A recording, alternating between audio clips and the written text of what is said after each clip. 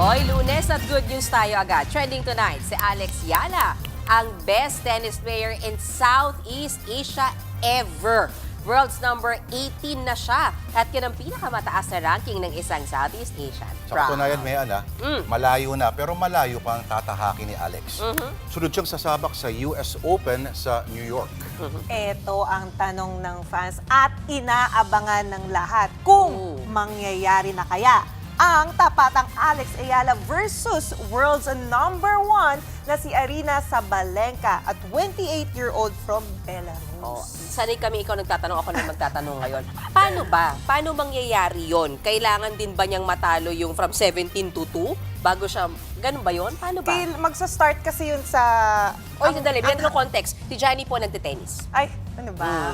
Sige. Ang labanan kasi sa tennis, nasa mataas na ranking, ang lalabanan nila is yung mababang ranking. So, pag nananalo si mababang ranking na Tumataas siya, doon sila tumataas. Ganon ang status ng tennis. So, possible nga ba? Possible. Possible yan, yung Possible. tapatan yan? Yes. Kaya may tanong ka kanina, di ba? Bakit sali ng sali. Sige, go. Kasi each may corresponding points yun. Para i-ranking mo nakabase doon. Ang tanong ko sa kanila kanina mga kasi wala po akong alam eh. Bakit yung mga sports, for example, yung boxing, pwede ka magpahinga after mo nito 1 year.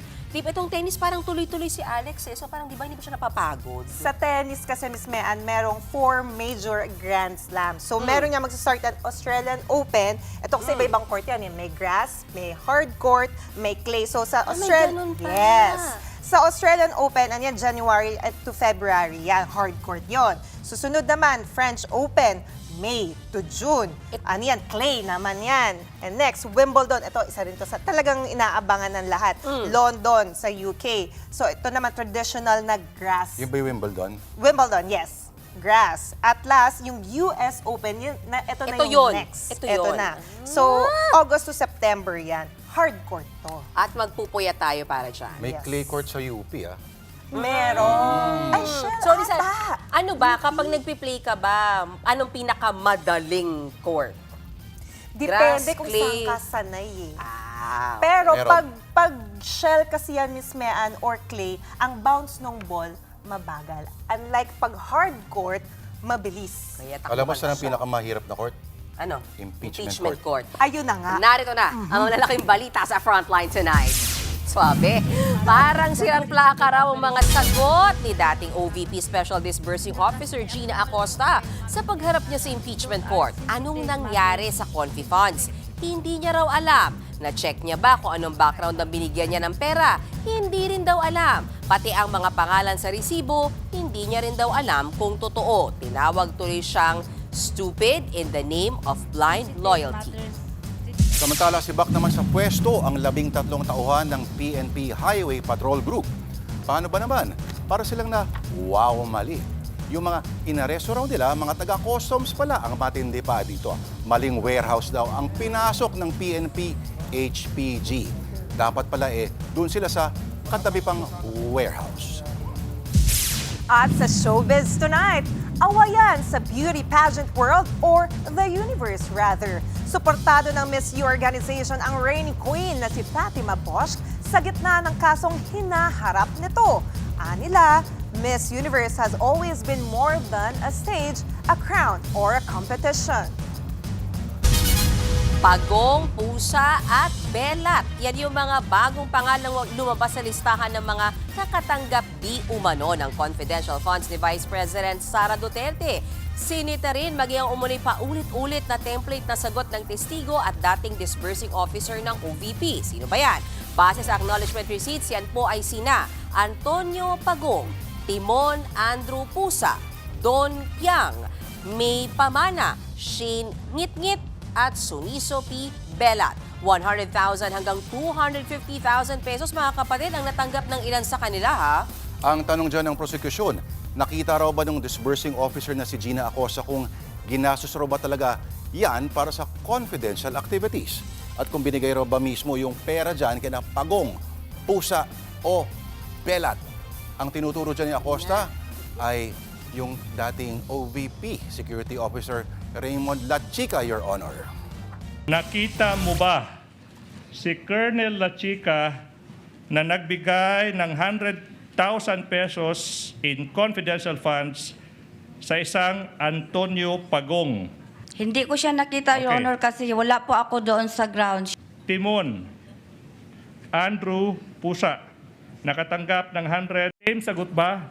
Hindi nyo nakita si Colonel La Chica nagbigay ng pera, hindi po 1,000, 100,000 pesos sa isang Timon, Andrew Pusa. Hindi po ba? Hindi ko po, kasi wala ako doon, Your Wala po Honor. kayo. Actually, mga kapatid, Lord Johnny, sabi ni Acosta, natanong niya naman daw kay La Chica kung legit ba yung mga pangalan na yan, ha? Pero ang sagot sa kanya ni La Chica, sumunod na lang daw siya dahil confidential nga raw kasi yung mga pangalan nga ni. Nakitaan tuloy yan ng buta sa Senator Judge Raffy Tulfo. Ang dating daw kasi noon, parang basta-basta na lang sumunod kahit medyo red flag. Pakinggan natin yan. So if you're a normal or average person, papalag ka na naman. Teka muna, Kernel, bakit ganito? Bastusan na to, lokohan to. Piniripay ko po yon si Colonel La Chica, Your Honor. At ang sagot naman niya sa akin, Ma'am Gina, those are sensitive information, Ma'am Gina. At saka, in nature po yon. Inamin din ni Acosta na binigay niya kay La Chica yung 500 million pesos na Confi funds from 2022 hanggang taong 2023 kahit hindi siya accountable officer. Para lang may konteksto ulit under joint circular ng confidential funds, dapat itong hawakan o kunin ng bonded SDO or accountable official. Sa kasong ito, si Acosta ang nagbigay ng bond at hindi si La Chica kahit siya ang nag-disburse ng pondo. Kaya isa pang tanong ng prosekusyon, alam daw ba ni Acosta kung paano ginastos yung mga pondo? Pakinggan natin yan. Naitanong ko po siya kasi may napansin po ako na ang iba walang date, walang name, may pirma.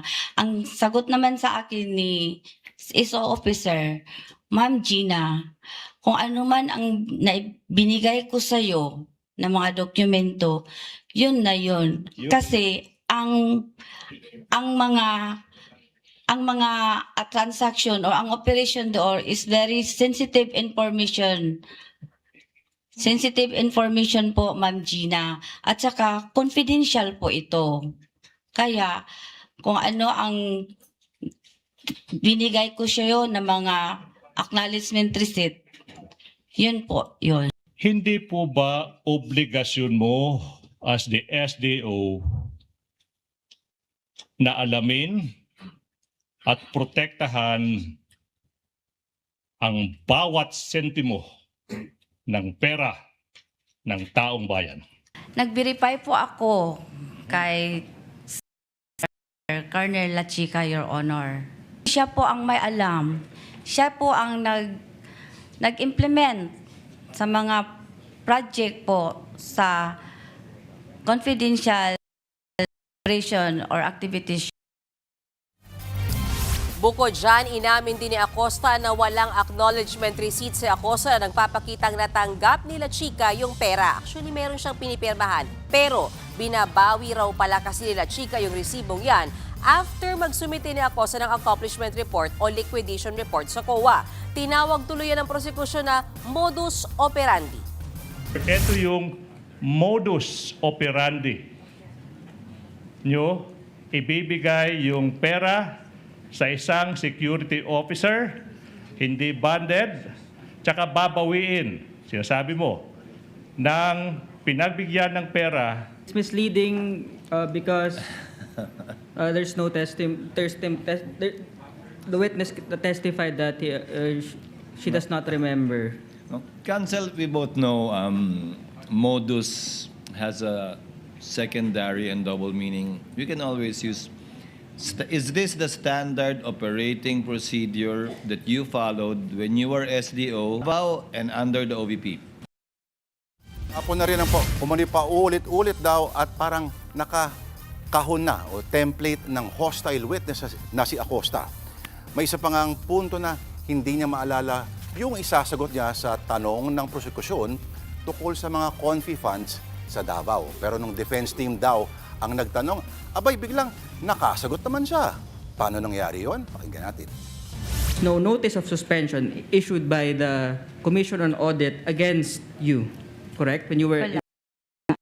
and there is no notice of suspension issued against then Mayor Sara Duterte, correct? Wala po. Magically, now this witness remembers what happened in Davao. Kanina, when the prosecution was asking her, sabi niya, Counsel is hindi niya testifying, maalala. Your Honor. Alam nyo, kanina nagko-cover kami.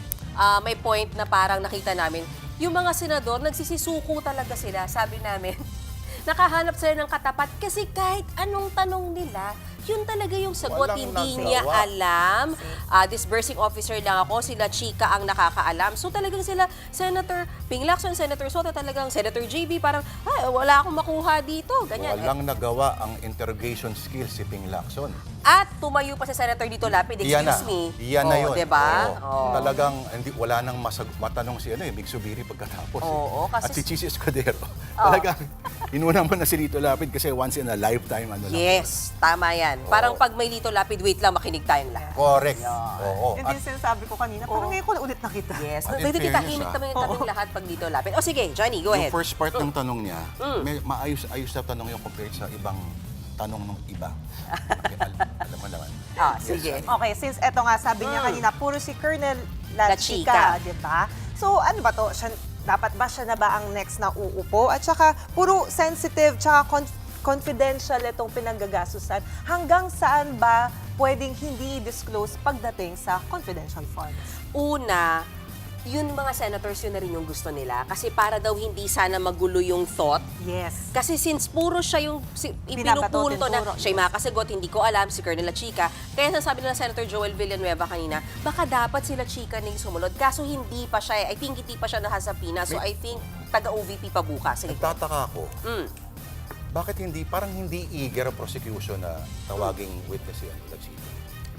Hindi rin ata siya pinatawag sa camera, Diba? I think. Diba? Oo. Pero I can only Pero si surmise. Madriaga pinaupo. Oo. But I can only surmise kasi baka dahil kapag inupo mo sila Chika, akin na lang to, thinking ko lang dito, ipapaliwanag niya kasi anong confidential activities. Will it be in favor of the prosecution? That's something that we have to wait kung Correct. magiging, di ba? Kasi paano kung may paliwanag niya? Pero yun nga, Johnny, pangalawa, hanggang saan ba? Yun din yung punto nung kay Acosta, parang siya, nagdepende na lang siya na, kasi disbursing officer lang ako eh. So when you tell me na confi, di confi. Pag sinabi mong walang official receipt, maganda yung tanong ni Attorney Ligutan kanina, parang yung paracetamol, walang OR talaga. Bakit? Pati ba naman yung paracetamol na binili ng gamit ng confidential funds ay confidential pa rin? Secret. Secret. Confi nga eh. Pero confi does not mean not accountable. I-account pa rin yun. Yes, very good. Ito yung buong crux ng isa sa mga crux ng trial. No? Pero alam mo ba si Bak? Si Bak sa pwesto. Ang 13 tauhan ng PNP Highway Patrol Group matapos ang mali nilang operasyon sa Bulacan. Mga operatiba kasi ng Bureau of Customs o BOC na may lehitimong trabaho ang kanilang ni-raid. Sa kabila ng gulo, tiniyak ng Customs na nananatiling maayos ang ugnayan nila sa PNP. Ito yung operasyon na ginawa noong August 19 hanggang 20 sa isang warehouse sa bayan ng Santa Maria, Bulacan. Target ng HPG ang umano'y bentahan daw ng iligal na sigarilyo na itinimbre sa kanila hanggang sa nagkagulatan na nga dahil mga taga-customs ang nadatnan ng pulis, Mayan. Oh, heto nga kasi. Tiyempo ang inabutan ng HPG ay ang disposal ng mga smuggled na sigarilyo. Wow, mali. May pinakita pang valid mission order ang customs sa mga pulis. Nagkaroon pa ng komprontasyon dahil kinapkapan pa ng mga pulis ang customs personnel at tinangkapang kunin ang cellphone ng isa sa kanila. Eventually, nabigyan linaw ang lahat ng ma-realize ng sumalakay na HPG team na nasa katabing warehouse ang target nila. Bayan, dahil dyan, si Bakpo ang lahat ng sangkot sa operasyon habang gumugulong ang investigasyon. Ayon sa BOC o Bureau of Customs, naka-uniforme pa raw ang kanilang mga tauhan ng sinasagawa ang routine na pagsisira sa mga illegal na kontrabando at bukod sa kinapkapan. Abay, pinusesan pa raw at pinataas din daw ang kanilang mga kamay. Maghahain sila ng kaukulang reklamo sa NAPOLCOM o sa National Police Commission. Sabi naman ng Customs, nananatiling matatag ang ugnayan nila sa PNP. Kinikilala raw nila ang kahalagahan ng tiwala at koordinasyon sa pagsawataha sa smuggling at illicit trade. Bagamat may tuturing daw na isolated ang nangyari, naninindigan ang BOC na naaayon sa batas ang ginawa ng kanilang mga tauhan. Legit operation yung incineration pala kasi yun. Oo, hindi, puti ka mo, walang barilan, Correct. walang nasaktan. Kasi tapos mali pala yung... Una Saan sa lahat, kaya? Paano, Ano diba? nangyari sa Intel? Yo, Di ba they're operating on Intel on information What happened to that? maganda sana kung talagang innocent mistake yon. Bakit? Anong tingin Kasi mo? may mga usap-usapan na mukhang sinadya. Una sa lahat, bakit HPG mag-ano niyan? Primarily, mga motor vehicles yung ano niyan, mga nakarnap, mga ganyan. Hindi ganito. Bagaman ng mga police pa rin sila, pero HPG NCR to. Ba't sila nasa Region 3? So, yun. Question. Doon pa lang medyo may problema na ang may chismis din daw to. Anong chismis mo Ito dyan? ay pinost lang naman ng isang veteranong source nito. Oh, Baka daw may isang Luzon-based na politician kasi siya yung may-ari nitong kontrabando at parang gusto bawiin. oh no. Kasi kung malisyoso ka Interesting. mag-isip-isipin mo, kukunin nila yung mga sigarilyo at ibibenta ulit. Interesting. Kaya yung investigasyon, kaya rin siguro muna sila pinatabi para makapag-imbestiga ng maayos. Okay. Balita ko. Matindi rin agad ang pinag-usapan natin. Matindi rin ang mga chika natin today sa Frontline Showbiz ang nilalamig pa ng isa dyan. At ibibigayan ng nanginginig pa na si Johnny.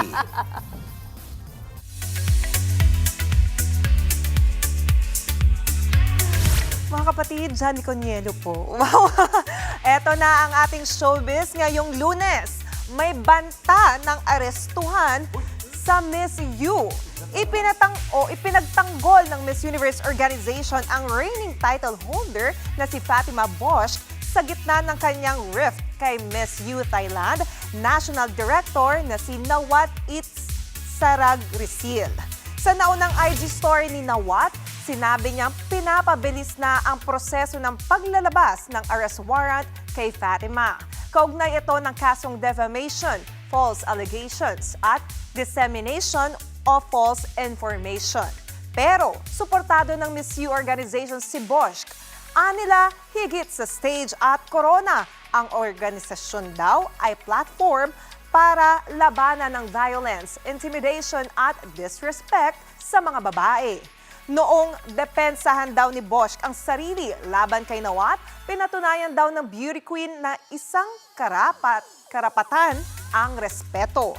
Nagsimula ang alitan ni Nawat at Fatima noong November 2025 sa isang pre-pageant sashing ceremony. Susunod, habagat nagbabadyang lumakas kaya maging maulan na naman sa mga susunod na araw. Magbabalik pa ang Frontline tonight.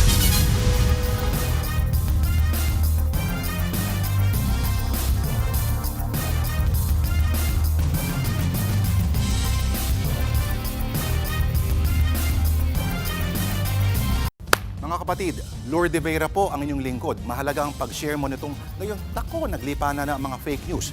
Para sa mahalagang balita at updates, mag-follow po at mag-subscribe sa social media pages ng Ano Pa Din News 5.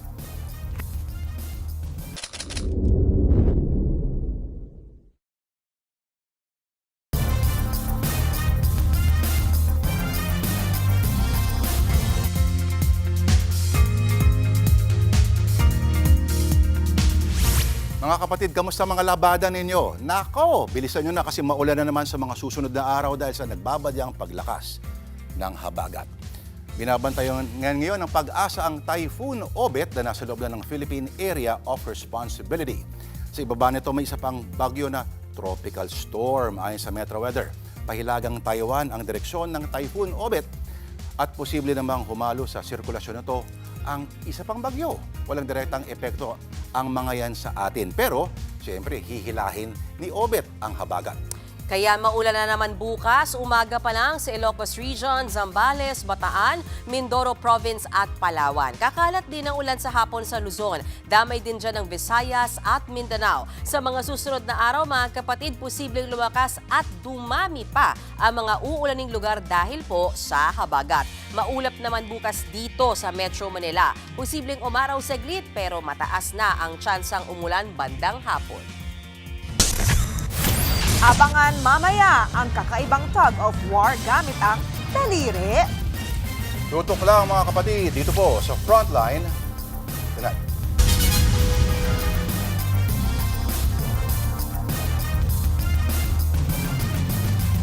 Mga kapatid, Mean Los Baños Oroseo po, anong masasabi mo sa balitang ito? Ibahagi ang inyong opinion sa comment section. Mag-follow at mag-subscribe na sa social media pages ng News 5 para sa iba pang balita at updates.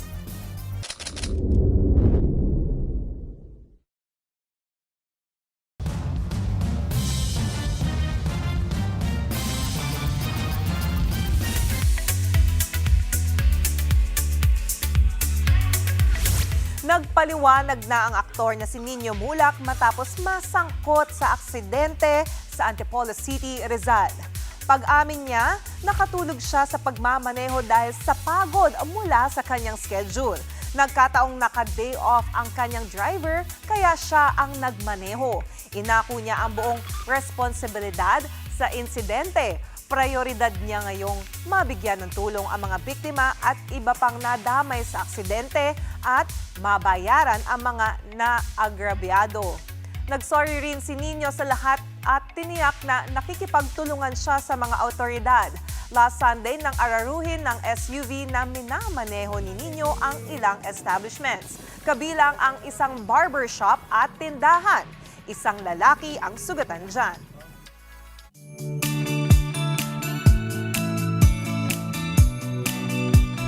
Uy, para naman sa ating pabaong pampa-good night, kung dito po sa Pinas, bunong braso ang uso, ibahin niyo po sa Germany. Talaga. Nakagaling lang natin Kakaibang dyan. Tug of war ang eksena. Ay nako, dahil isang daliri ang gamit nila. Yan ang finger-pulling competition.